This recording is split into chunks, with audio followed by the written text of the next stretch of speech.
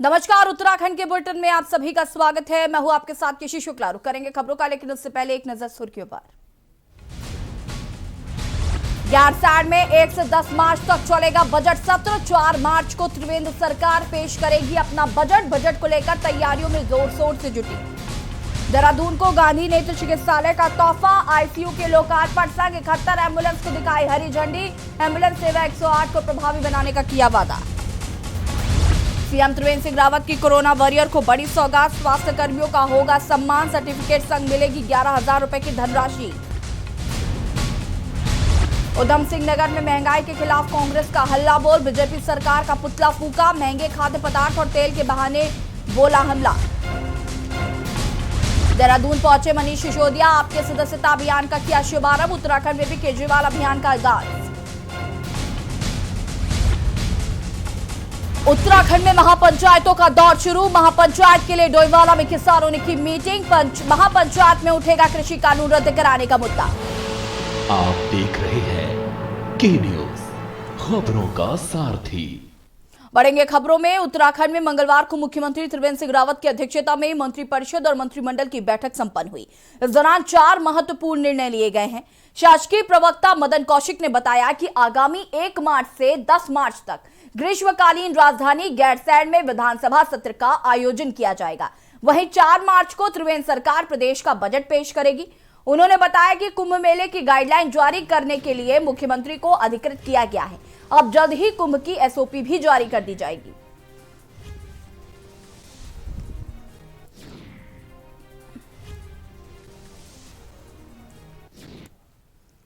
उत्तराखंड मुख्यमंत्री त्रिवेंद्र सिंह रावत आज देहरादून के गांधी शताब्दी नेत्र चिकित्सालय पहुंचे, जहां सीएम ने अस्पताल में बने नवीन आईसीयू का लोकार्पण किया। साथ ही 71 एम्बुलेंस को हरी झंडी दिखाई, जो कि 108 की सेवा में शामिल की जाएगी। इस मौके पर सीएम त्रिवेंद्र सिंह रावत ने कहा कि राज्य सरकार लगातार जनता को बेहतर स्वास्थ्य सुविधाएं देने के लिए काम कर रही है और इसी क्रम में आपातकालीन एम्बुलेंस सेवा 108 को प्रभावी बनाया जा रहा है। उन्होंने कहा कि इस आपातकालीन सेवा में 132 नए एम्बुलेंस के सम्मिलित होने से मरीजों को स्वास्थ्य सेवा का त्वरित लाभ मिल सकेगा। खास करके पहाड़ी क्षेत्रों में यह सेवा मरीजों के लिए जीवनदायिनी साबित होगी। उन्होंने कहा कि पर्वतीय इलाकों में एम्बुलेंस में मरीज को लाने में दिक्कतें होती थी।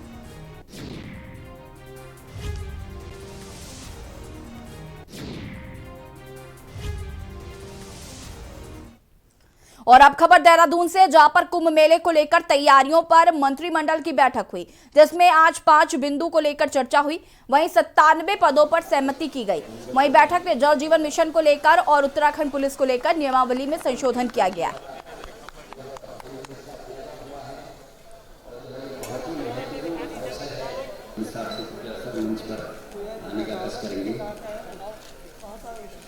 वेंटिलेटर्स थे और 216 आईसीयू हमारे राज्य में थे। जब हम वो गुजारा करती थी और प्रत्येक जटिल अवसरों पर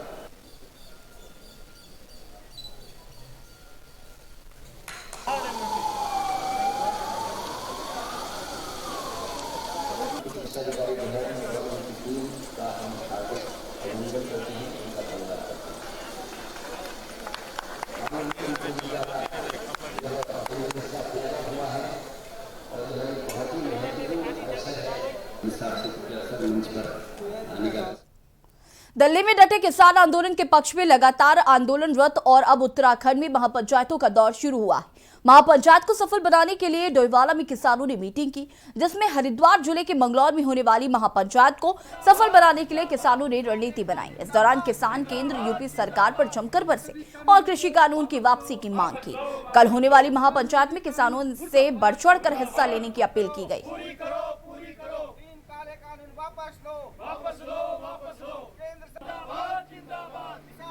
जिंदाबाद जिंदाबाद जिंदाबाद, कानूनों को वापस लो वापस लो। 3 काले कानूनों के विरोध में जगह जगह किसान धरना प्रदर्शन कर रहे हैं शांतमयी तरीके से। उसी के एक उपलक्ष्य में कह लो या उसी को मद्देनजर रखते हुए कल जो उत्तराखंड के मंगलौर में महापंचायत माननीय राकेश टिकैत जी के द्वारा रखी गई है, हम सब किसान डोईवाला में मीटिंग करके कल उस महापंचायत को यहाँ से सफल बनाने के लिए यहाँ से एक बहुत बड़ा काफिला डोईवाला के किसानों का उस महापंचायत में हिस्सा लेने के लिए कल वहाँ जाएगा, ये तय किया गया है। जो पंचायतें हैं मंगलौर में कल खाप पंचायत होगी और महासम्मेलन होने जा रहा है, उसका हम समर्थन करते हैं और अब भारी संख्या में डोईवाला से भी किसान निकल के जाएंगे अपने भावनों से, और यही हमने बैठक करके आह्वान किया लोगों से कि भारी संख्या में कल मंगलौर में जो पंचायत है कि उनका समर्थन करते हैं। कोरोना काल में कोरोना वॉरियर्स के तौर पर काम करने वाले स्वास्थ्य कर्मियों को सीएम त्रिवेंद्र सिंह रावत ने बड़ी सौगात दी है।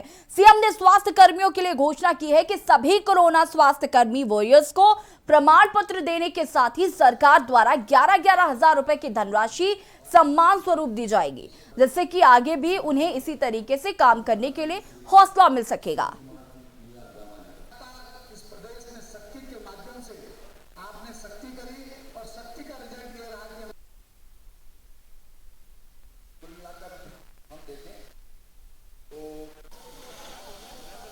देखिए, कोविड का एक ऐसा संकट था जब चारों तरफ भय था, और मैं ये कहना चाहूँगा कि सरकारी अस्पतालों की अहमियत लोगों की समझ में आई। सरकार की अहमियत लोगों में समझ में आई जब कई लोगों ने अपने अस्पताल बंद कर दिए। ऐसे में राजकीय सेवा के जो हमारा सबसे नीचे का कर्मचारी है, जिसको हम पर्यावरण मित्र बोलते हैं, वार्ड बॉय हो या अन्य कोई हो, डॉक्टर्स हो, सबने जिस साहस के साथ और जिस समर्पण के साथ अपनी सेवाएं दी, जान जोखिम में डालकर सेवाएं दी, मैं समझता हूं कि देश के अंदर सैकड़ों स्वास्थ्य कर्मी कोविड महामारी के शिकार भी हुए हैं। उधम सिंह नगर जिले के तहसील क्षेत्र खटीमा नगर के मुख्य चौक पर कांग्रेस के प्रदेश महासचिव भुवन कापड़ी के नेतृत्व में कांग्रेसियों ने भाजपा सरकार का पुतला फूंका। तो वहीं नेतृत्व कर रहे प्रदेश सचिव भुवन ने बताया कि केंद्र सरकार द्वारा लगातार रोजमर्रा की वस्तुओं पर महंगाई बढ़ाने का काम किया गया है और आए दिन पेट्रोल डीजल के दामों पर वृद्धि हो रही है। किसानों को कोई राहत देने का काम यह भाजपा सरकार नहीं कर रही है। से आज मुख्य चौक पर भाजपा सरकार के खिलाफ प्रदर्शन किया गया।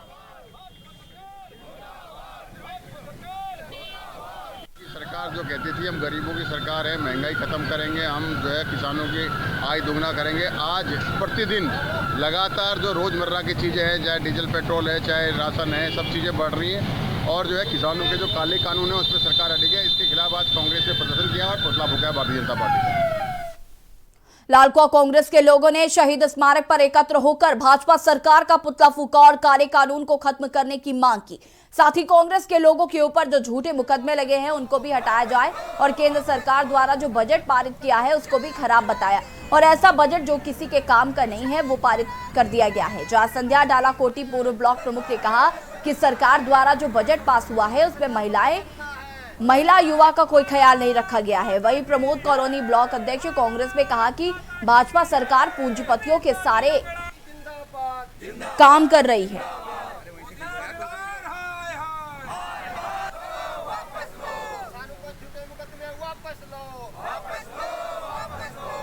आज प्रदेश कांग्रेस कमेटी के आह्वान पर जो विगत दिनों दिल्ली में जो किसान आंदोलन था और भारतीय जनता पार्टी ने जिस साजिश के तहत उस रैली को विफल करने का प्रयास किया और उसके बाद वहाँ के जो किसान थे उन पर जो गिरफ्तारी करके जो उनको झूठे मुकदमे जो दर्ज किए जा रहे हैं और आज हम मांग करते हैं कि मोदी जी जो भारत के अन्नदाता हैं, जो भारत के किसान हैं, वो एक शांतिपूर्वक रूप से अपना आंदोलन कर रहे हैं। उनकी एक मांग है कि जो कृषि के 3 काले कानून हैं उनको वापस लिया जाए। किसान हमारे परेशान हैं, महिलाओं पर अत्याचार दिन पे दिन बढ़ते जा रहा है। तो मैं ये कहना चाहती हूँ इस प्रदेश सरकार से और केंद्र की सरकार से, आप लोग पूरी तरह फेल हो चुके हैं और इसका सबक आपको 2022 में हमारी इस क्षेत्र की सम्मानित जनता बताएगी। सितारगंज के मुख्य चौक पर दर्जनों कांग्रेसियों ने पहुंचकर 3 कृषि काले कानूनों को सरकार द्वारा वापस लेने और केंद्र सरकार द्वारा संसद में पेश किए गए निराशाजनक आम बजट के विरोध में केंद्र सरकार का पुतला फूंका और केंद्र सरकार के खिलाफ नारेबाजी करते हुए विरोध प्रदर्शन किया। कांग्रेसी वक्ताओं का कहना है कि जो केंद्र सरकार ने संसद में आम बजट पेश किया है जिसमें गरीबों, बेरोजगारों, किसानों, महिलाओं के लिए कुछ भी नहीं है, कांग्रेसियों ने कड़े शब्दों में विरोध प्रकट करते हुए कहा कि बढ़ती महंगाई को लेकर आम आदमी की कमर तोड़कर रख दी गई है। कल पेश हुए आम बजट में आम आदमी सहित गरीब, मजदूर, किसान को काफी राहत मिलने की उम्मीद थी, लेकिन केंद्र सरकार ने उनकी उम्मीदों पर पानी फेरने का काम किया है। महंगाई के खिलाफ इतनी महंगाई हो चुकी है देश में, हर गरीब, मजदूर, किसान परेशान है। आप देख रहे होंगे कि कल के बजट में कुछ नहीं दिया, ना कोई गरीबों के लिए फायदा, ना कोई किसानों के लिए फायदा। 3 महीने से बॉर्डर पर जो है दिल्ली, वहाँ किसान चारों तरफ धरना देके बैठे हुए हैं, अपनी मांगों को लेकर बैठे हुए हैं। बेरीनाग ब्लॉक कांग्रेस कमेटी बेरीनाग ने महंगाई, बेरोजगारी और किसान आंदोलन के समर्थन में पूर्व विधायक नारायण राम आर्य के नेतृत्व में केंद्र सरकार का पुतला दहन कर जमकर प्रदर्शन किया गया और कहा कि लगातार महंगाई बढ़ती जा रही है, दिन प्रतिदिन बेरोजगारी बढ़ रही है, बेरोजगार दर की ठोकरें खा रहे हैं। किसान आंदोलन में बैठे किसानों की मांगों को सरकार के द्वारा सुना नहीं जा रहा है। इस मौके पर कांग्रेस ब्लॉक अध्यक्ष दीपक निवलिया सहित कई लोग मौजूद थे। हमें निर्देशित किया है कि महंगाई, बेरोजगारी, भ्रष्टाचार में सरकार जो है चरम सीमा में पहुंच गई है। आज गैस सिलेंडर के दाम सीधे 100 रुपये बढ़ गए हैं, मिट्टी तेल, डीजल और पेट्रोल के दाम बढ़ गए हैं। यहाँ तक कि खाद्यान्न तेल जो था जो 100 रुपया लीटर आता था, आज वो 150 रुपया लीटर आ चुका है। और सरकार फिर भी अपनी पीठ को थपथपा रही है। जो इस वर्ष का बजट पेश हुआ है उसमें किसानों के लिए, किसानों की तो पहले ही इतनी दुर्दशा चल रही है, इतने लंबे समय से वो लोग दिल्ली में बैठे हुए हैं अपना सारा कारोबार घर बार छोड़ के, और उनको प्रताड़ित सरकार कर रही है लगातार। और दूसरा, जहाँ तक बजट की बात है, महिला उत्तराखंड में आई भीषण आपदा के चलते ध्वस्त हुए चमोली के दुम्मीताल को एक बार फिर संवारने की कवायद राज्य सरकार ने शुरू कर दी है और इसी को लेकर सीएम त्रिवेंद्र सिंह रावत ने कहा कि आपदा से पहले ये ताल टूरिस्टों को आकर्षण करने में अहम भूमिका निभाता था, लेकिन आपदा के कारण ये ताल पूरी तरीके से क्षतिग्रस्त हो गया था, जिसको एक बार फिर सरकार ने जीवित करने का संकल्प लिया है और इसी क्रम में अधिकारियों को इसको संवारने के लिए निर्देश दिए हैं। सीएम ने कहा कि जल्द ही चमोली दौरे के दौरान मैं खुद भी इस ताल की स्थिति परिस्थिति की जांच करूंगा और जल्द ही इस ताल को एक बार फिर जीवित करने के लिए काम शुरू किया जाएगा।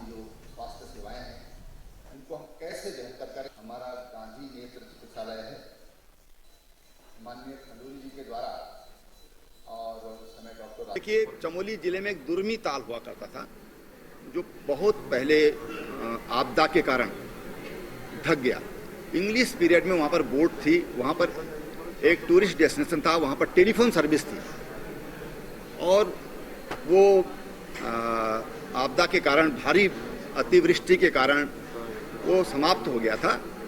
मुझे उसके पिछले वर्ष उसकी जानकारी मिली 5-6 महीना पहले, तो फिर मैंने उसके जीर्णोद्धार के लिए उस तालाब को पुनर्जीवित करने के लिए, उस वाटर पॉन्ड को कहूँ मैं, उसको बॉडी तो नहीं कह सकता, बॉडी तो मृत होती है क्योंकि पानी तो जीवित है और जीवन देने का काम करता है, लेकिन उसको फिर रिज्यूमिनेट करेंगे, उस दृष्टि में वहाँ पर जा रहा हूँ और उसके लिए मैंने कहा है कि उसकी प्लानिंग करें ताकि एक हमारे जो जल संरक्षण की जो हमारी मुहिम है उस वो लोगों का ध्यान आकर्षित।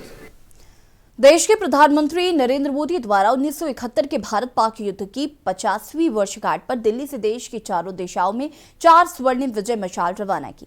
स्वर्णिम विजय मशाल रुड़की छावनी बीईजी सेंटर हेडक्वार्टर पहुंची, जहां बेहद गर्मजोशी के साथ मशाल का सैन्य अफसरों और जवानों ने स्वागत किया।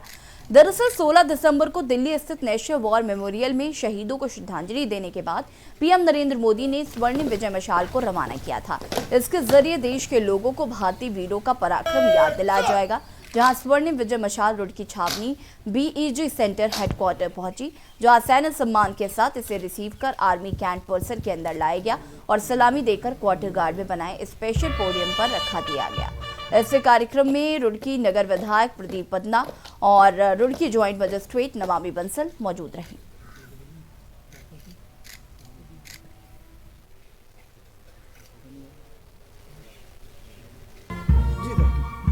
ये मशाल सन 1971 भारत पाक युद्ध के उपलक्ष्य में 16 दिसंबर को प्रधानमंत्री द्वारा 4 मशालें प्रज्वलित की गई है और ये चारों मशालें देश के चारों कोनों में जा रखी हैं। यहाँ पर हम जो 1971 के वार वेटरन हैं, या वीर नारियां हैं या मार्टर्स के गांव हैं, वीर चक्र हैं, महावीर चक्र हैं, उनको सम्मानित करेंगे। मैं सेंट्रल कमांड की तरफ से नैसुदा दिलीप सिंह, 6 गार्ड वाल राइफल। जय हिंद, जय भारत। जो है आज बीजी ग्रुप एंड सी में आई है और ये हमारे प्रधानमंत्री नरेंद्र मोदी जी ने 4 दिशाओं में ये मशाल निकाली है, जिसका आज यहाँ पर स्वागत हुआ, जिसमें सभी आर्मी के लोग, ब्रिगेडियर और सभी लोग मौजूद थे। सबसे बड़ी बात है कि जिन्होंने 1971 के युद्ध में भाग लिया वो यहाँ पर रिटायर्ड कर्नल्स और ब्रिगेडियर वगैरह यहाँ मौजूद हैं और अपने उन दिनों को याद कर रहे हैं जब उन्होंने युद्ध में पार्टिसिपेट किया था। आज वो उस चीज़ को याद कर और ये विजय दिवस को जो है 50 साल पूरे हुए हैं उसको मना रहे हैं। ये बहुत अच्छी बात है। उत्तराखंड सरकार के दर्जा राज्य मंत्री शादाब शम्स काशीपुर के पीडब्ल्यू गेस्ट हाउस पहुंचे, जहां पर भाजपा कार्यकर्ताओं ने उनका जोरदार स्वागत किया। इस दौरान उन्होंने कांग्रेस और भाजपा सरकार में कार्यकाल में हुए विकास कार्यों को लेकर कांग्रेस पार्टी को पदाधिकारियों को खुले मंच पर आकर ब्यौरा प्रस्तुत करने की भी बात कही। बता दें कि उत्तराखंड सरकार में 15 सूत्रीय क्रियान्वयन कार्यक्रम समिति के उपाध्यक्ष एवं दर्जा राज्य मंत्री शादाब शम्स अपने 2 दिवसीय दौरे पर उधम सिंह नगर पहुंचे, जहां उन्होंने काशीपुर पहुंचकर केंद्र और प्रदेश सरकार द्वारा किए जा रहे विकास कार्यों को लेकर पार्टी कार्यकर्ताओं को जन जन तक पहुंचाने की बात कही। इस दौरान उन्होंने कहा कि प्रधानमंत्री क्रियान्वयन कार्यक्रम समिति के करोड़ों रुपए में विकास कार्य उधम सिंह नगर में किए जा रहे हैं, जिसका उनके द्वारा निरीक्षण किया जाएगा। इस दौरान उन्होंने कहा कि केंद्र प्रदेश सरकार देश की जनता के लिए लगातार विकास कार्य कर रही है, लेकिन कांग्रेस पार्टी के कार्यकर्ताओं को भाजपा सरकार के कार्यकाल में हुए विकास कार्य दिखाई नहीं दे रहे हैं।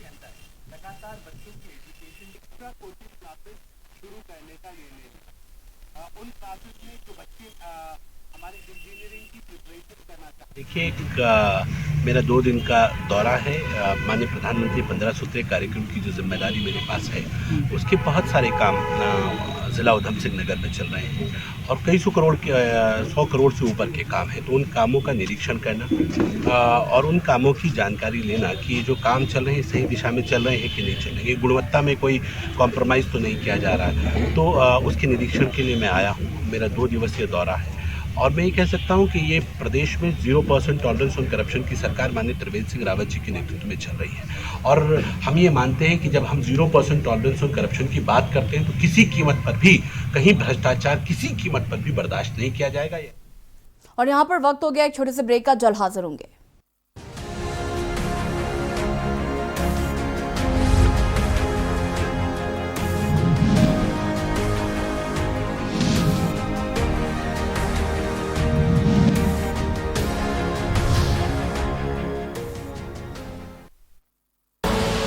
आप देख रहे हैं के न्यूज, खबरों का सारथी।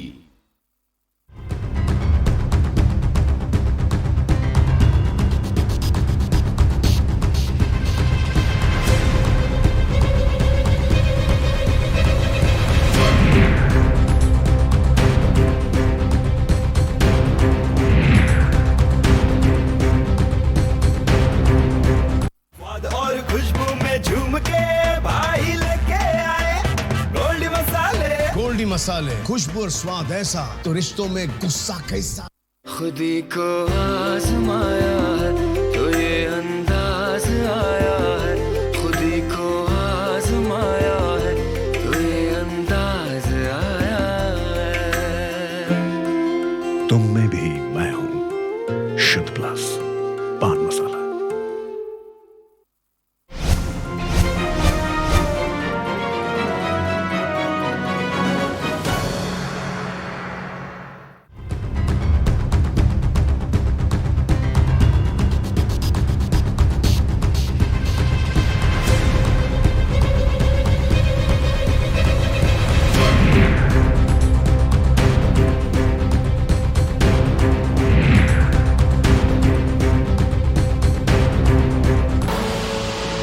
देख रहे हैं के न्यूज, खबरों का सारथी।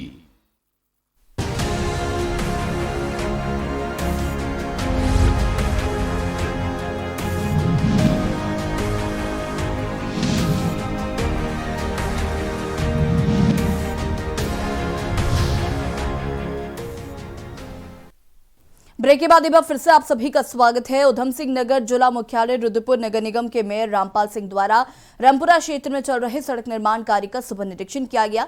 इस दौरान मेयर रामपाल सिंह को सड़क निर्माण कार्य में कई खामियां मिली। गुणवत्ता के साथ ही सड़क निर्माण कार्य में लगाए जाने वाली सामग्री भी कम लगाई जा रही थी। जिसको लेकर मेयर रामपाल सिंह का पारा चढ़ गया और उन्होंने नगर निगम के कर्मचारी मनोज कुमार गेतोड़ी को जमकर खरी खोटे सुनाए। वीडियो में आप देख सकते हैं कि मेयर रामपाल सिंह किस तरह से निगम के वोक एजेंट मनोज की फटकार लगाते हुए नजर आ रहे हैं और सड़क निर्माण कार्य में किसी भी तरह से लापरवाही न बरतने को नगर निगम कर्मचारी से कह रहे हैं। उन्होंने कहा कि अगर ठेकेदार या निगम का जेई या कर्मचारी निर्माण कार्य में कोई लापरवाही करेगा तो उसके खिलाफ सख्त से सख्त कार्रवाई की जाएगी।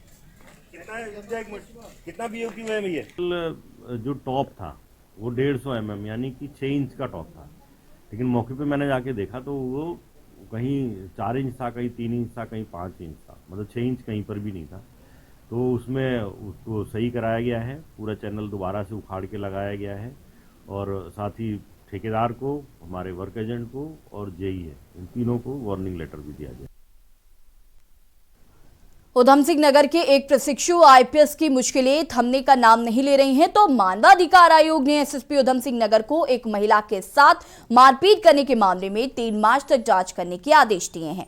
एसएसपी दिलीप कुंवर ने मामले को लेकर एसपी क्राइम को जांच सौंप दी है और जल्द ही जांच करने के आदेश भी जारी किए हैं। बता दें कि उधम सिंह नगर के कोतवाली बाजपुर के ग्राम मनीबुड़िया में पुलिस टीम पर हुई फायरिंग मामले के आरोपी अनिल शर्मा की पत्नी निधि शर्मा द्वारा पुलिस टीम के खिलाफ बर्बरतापूर्वक पीटने के मामले में मानवाधिकार आयोग में की गई शिकायत के बाद आयोग ने इस शिकायत को परिवारवाद के रूप में दर्ज कर लिया है। साथ ही आयोग ने एसएसपी उधम सिंह नगर को नोटिस जारी कर इस पूरे मामले की विस्तृत आख्या 3 मार्च तक सौंपने के निर्देश दिए हैं। उत्तराखंड के जनपद उधम सिंह नगर के बाजपुर थाने के अंतर्गत आने वाले एक गांव मनी मुंडिया में दबिश देने गई पुलिस टीम, जिसका नेतृत्व वहां के कोतवाल जो कि आईपीएस हैं श्री सर्वेश पवार जी कर रहे थे। उन्होंने रात के 2:30 बजे उस घर में अभियुक्तों को गिरफ्तार करने के लिए दबिश दी। तोड़फोड़ की गई, जबकि अभियुक्त गिरफ्तार हो चुके थे, अभियुक्त मौके पर मौजूद थे। उनकी गिरफ्तारी के बावजूद उस पूरे घर में जबरदस्त तरीके से पुलिस द्वारा तोड़फोड़ की गई।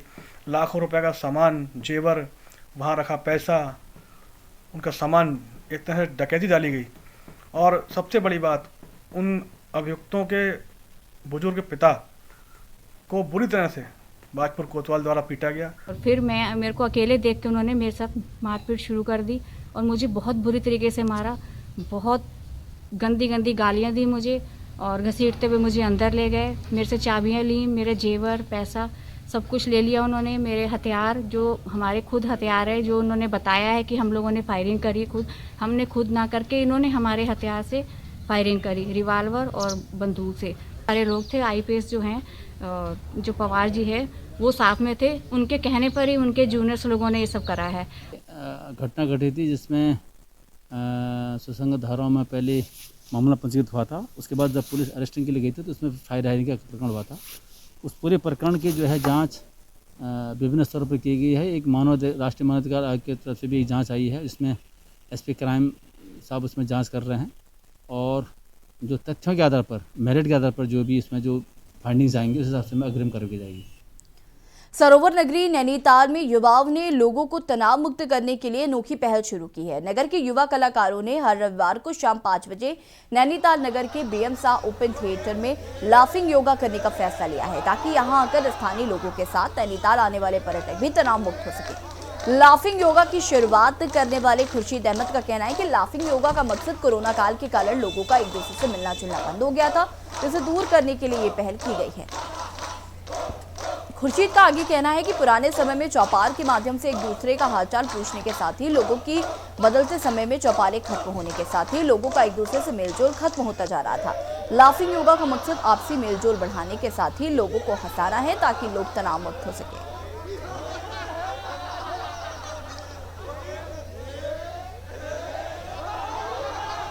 लाफिंग योगा नैनीताल में पहली बार हुआ है।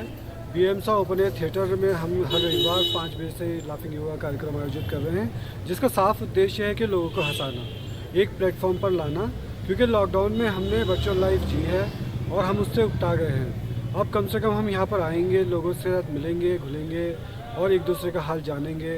यानी जो पुराने ज़माने में होता था कि सब लोग एक प्लेटफॉर्म पर आते थे, चौपाल लगती थी, बात करते थे, एक वही हमारा उद्देश्य है। सिर्फ हम लोगों को हंसाना चाहते हैं, उनके गम बुलाना चाहते हैं।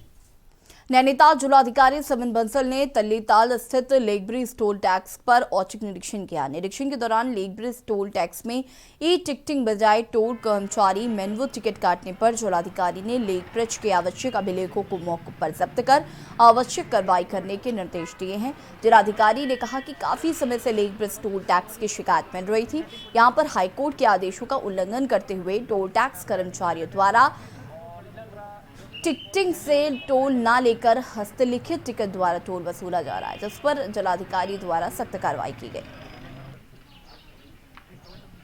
ऑनरेबल हाई कोर्ट की मंशा है कि हमारे ऑटोमेटिक बैरियर्स ऑपरेशनलाइज रहें और जो पॉस मशीन्स हैं जिससे इलेक्ट्रॉनिक टिकटिंग होती है उसी से हमें कार्य करना है। काफ़ी एडवर्स फीडबैक्स प्राप्त हो रहे थे कि अभी भी मैनुअल टिकटिंग हो रही है और बैरियर्स भी हमारे ऑपरेशनलाइज नहीं हैं। तो इसकी जो आवश्यक अभिलेख और साक्ष्य थे वो जब्त कर लिए गए हैं हमारे एसडीएम और ईओ द्वारा, और इसकी एक ब्रीफ इंक्वायरी करके तदनुसार कार्रवाई की जाएगी। उत्तराखंड के बुलेटिन में फिलहाल इतना ही। देखते रहिए के न्यूज़ इंडिया। नमस्कार।